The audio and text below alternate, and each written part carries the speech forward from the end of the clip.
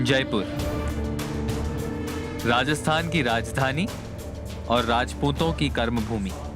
इस पूरे प्रांत में कई इतिहास के बीज बोए गए। कुछ लोक कलाकारों को भाए जिन्होंने बेल रची उन कहानियों की जिसे आज भी राजस्थान के लोग संभाले हुए हैं, और कुछ जरूर अतीत के गर्भ में अब भी छिपे बैठे हैं। जयपुर से 118 किलोमीटर दूर भानगढ़ नगरी और उसका किला, जिसकी लिखी हुई तारीख भी है, रहस्य में डूबी कहानियां भी हैं और कुछ मनगढ़ंत से लगने वाले किस्से भी। मुझे यकीन है वहां पहुंचने पर अतीत के अंधेरे से निकलने को उत्सुक और नए जमाने के इतिहास में शामिल होने को बेताब एक आधा अनजानी वारदात तो जरूर मिलेगी।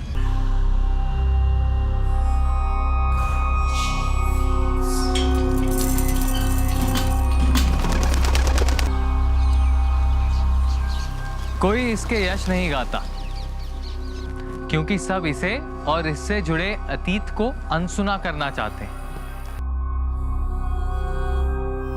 किले और इतिहास जुड़वा भाई समान है। किलों में इतिहास बनता है और इतिहास किलों की महिमा के गुण गाता है। राजस्थान में ये एक ऐसा किला है जिस तक पहुंचता ये कच्चा रास्ता संकेत देता है कि ये किला औरों जैसा नहीं।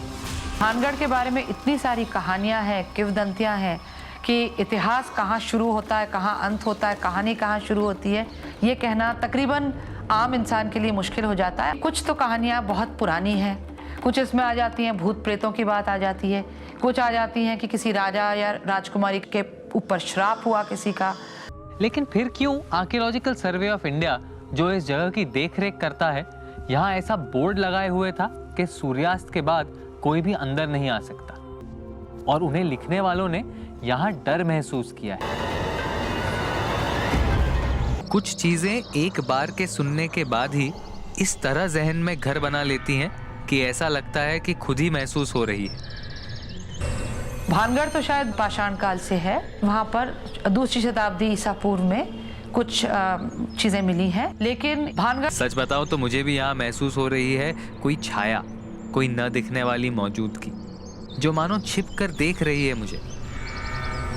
1612-13 के बाद से बना हुआ, और यहाँ आमेर, जिसकी राजधानी आमेर है और उसके बाद अब जयपुर बना है, ये वहाँ के कछवाहा राजपूतों की राजधानी रही आमेर। और आमेर के राजा भारमल तो मान सिंह का सगा भाई था माधो सिंह, और माधो सिंह के समय उसको ये इनायत में बख्शा गया था, उसकी जागीर थी। माना जाता है कि पहले वहाँ एक राजमहल बनाया गया था।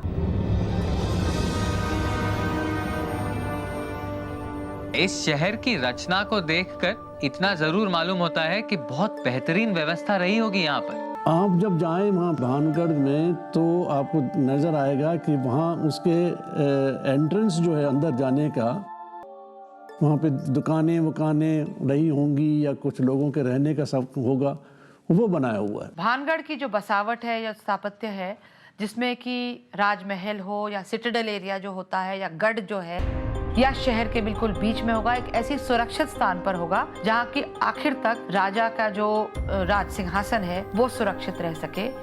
अगर हम अभी इस वक्त भानगढ़ को देखें तो आप देखेंगे कि यह लंबी कतार जो दुकानों की है, इसके आसपास कुछ टूटे फूटे मकान हैं।